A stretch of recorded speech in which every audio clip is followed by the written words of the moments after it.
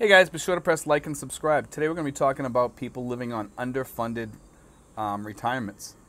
And I've received over the past year, I don't know, maybe 5 or 6, maybe more, emails and comments about people selling them a false bill of goods, other vloggers.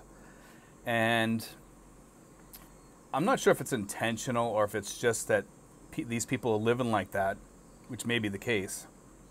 But a lot of these vloggers that are living on these other budgets, they're not including a lot of the things that I've mentioned in there, like the Forex, the inflation. They're not including any insurance, any emergency funds, even startup funds in some cases. Some of these people, these vloggers out there, if they had a good startup funds, I've seen some of the houses that they live in, and they're not, some of them don't even have refrigerators, in some cases. They live in really Filipino style, and for an American to live like that, it's very, very difficult. Very difficult for a Westerner or an American or Australian or somebody from the UK to live without a refrigerator. It just is. I'll be honest with you. The other thing is that a lot of people are coming over here and they're believing some of these people. Some of these vloggers also, the other issue is this, is that they're telling you that they're living on $1,000 or $1,250, and then it shows them on the beach quite often, or at a resort, or traveling around. Can you travel around on $1,250? Yeah, you can. You can live pretty good on $1,250. I'm not going to say you can't. Okay, at the current moment, you can live like that, but will you be staying at resorts quite often and stuff? No. See, a lot of these people, what they're not telling you is that they're spending their AdSense money from YouTube, and they're showing you a lie, And one thing I never tell people on here is how much I have in my budget. I did live on $1,250 for quite a while. I'll be honest with you. And was it easy? No, it was not. Could I save any money? I could barely save any money, okay? I could barely save any money at the time. It was very, very difficult when I first came here. And I was lucky enough that some other things kicked in later on, and it brought that way up. Plus, I had the YouTube fall into place also. And, I planned for my future, okay? I save money each month so that when I hit 67, 68, 70, somewhere around there, I'm going to get another $1,500 to $2,000 a month on top of what I'm getting now. Plus, I'll get my Social Security. So I'll be living really, really well when I turn 67. So if you come over here at 55 and you have enough in your budget, okay, from your retirement, and you can save some of that, I highly recommend that you put some away still towards your retirement. Because it's like a second retirement then. Because you can still live decent. You might have to cut back a little bit, okay, but you still live pretty decent. I live fine here, and I share my secrets with you guys of the way to live. And the $2,000 to $3,000 is the sweet spot for saving for these things. And I tell people this, and I have other people out there say, no, that's not true. That's a bunch of baloney. You can live on $1,000 or $1,250, basically forever over here. And it's just, that's a bunch of bunk. It's a bunch of baloney. It's totally false. It's totally untrue. You cannot live over here on those budgets for 20 or 30 years if you live that long. So if you're coming over here at 55 and thinking you're going to live on $1,250 for the next 20 or 30 years, it's totally false. Even with COLA raises, you won't be able to make it probably, because things just go up. And also, the thing that the people leave out the most here, and I hate to see this, is they leave out that insurance. And I showed you in the video the other day about the insurance costs over here, how they go up precipitously. Once you hit like 70, 75, they go way, way up. And can you, if you have an emergency fund, can you self-insure yourself? Sure you can. You can. It's possible, yeah.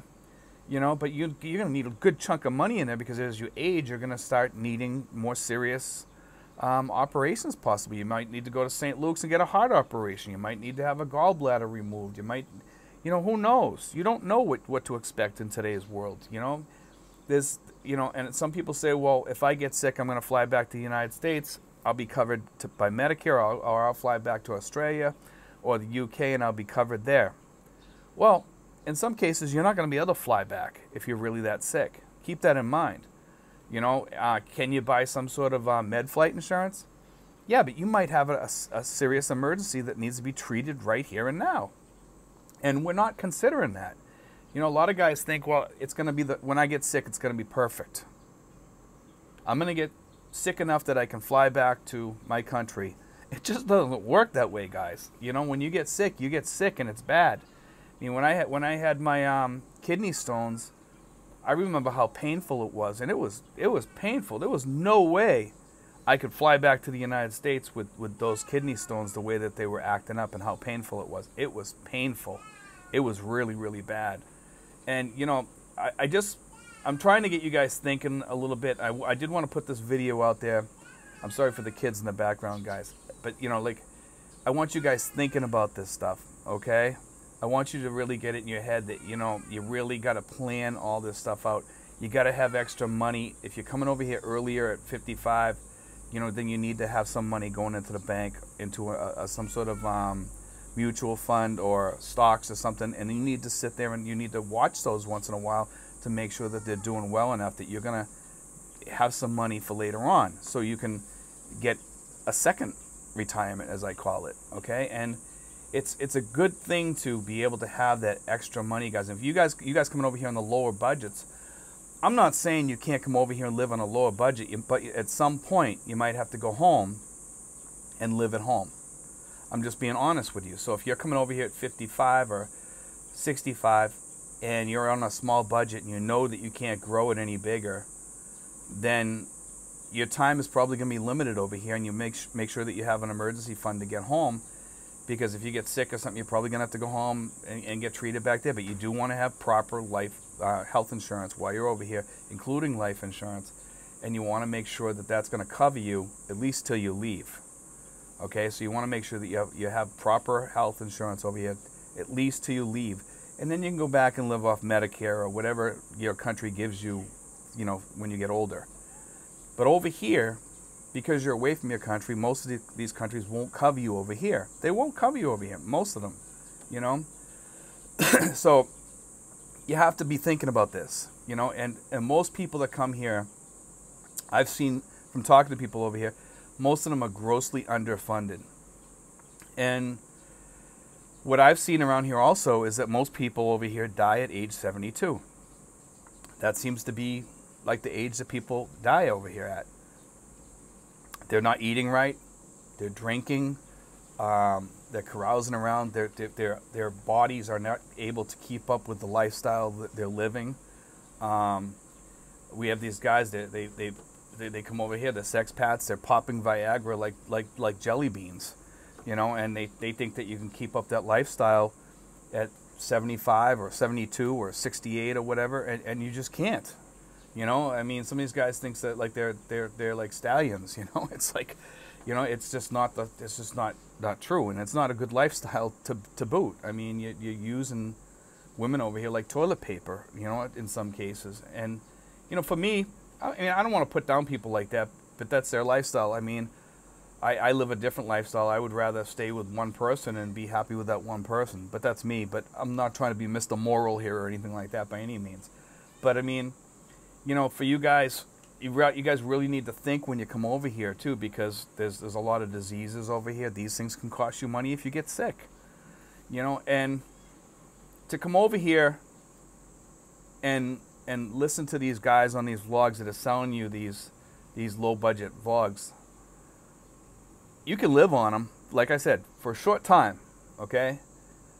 But later on, you're gonna you won't have insurance. Unless you have you self-fund yourself, things like that, you know, so you're not going to be okay. You just be realistic, guys.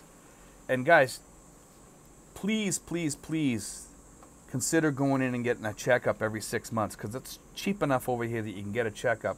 So that way you can be on top of things. If you are going to come over here and live on one of these low budgets and you're going to leave later on, or maybe you're going to stay here till you die, and some people do that, you know what I mean, because for whatever reasons, they just don't have the money to go back or whatever. So that's just life. I fully understand that, but I mean, make sure that you have the money to bury yourself. Make sure that you have the money to take care of yourself. Get 2 checkups a year or whatever, and at least have, like, if you're gonna come over here at like 55, at least have a peso plan from Pacific Cross, so you have, you know, some insurance that's gonna take care of you and gonna take care of you fairly well. It's not the best insurance, but it's not the worst insurance either. It's fairly cheap, and it covers quite a lot of things, so you'll be pretty well protected. Medical costs over here are not that expensive as the same with dental costs. It's fairly cheap. Can you afford it on your own? I don't know what your budget is, so I really can't tell you. I don't know how much you have saved in the bank, so I can't tell you.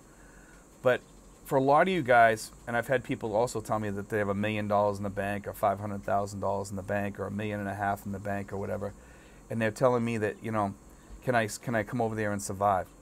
Yeah, you could easily, provided that you're trying to grow that money too. But that's also risky. If we go into a downturn in the country or something like that, you know, in the world, then your stock portfolio is going to take a hit, and you know everybody's trying to grow it, so you have to assume that could happen. So you have to be careful, and nobody can throw out a budget that's going to be 100% perfect.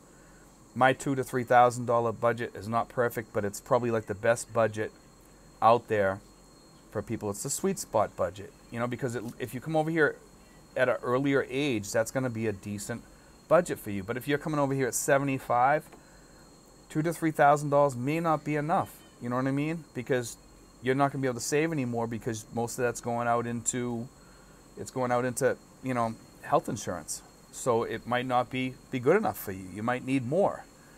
You know, I mean, I know there's people over here that are coming over here in their 70s, and you can shop around for insurance, but you might lose some of that coverage.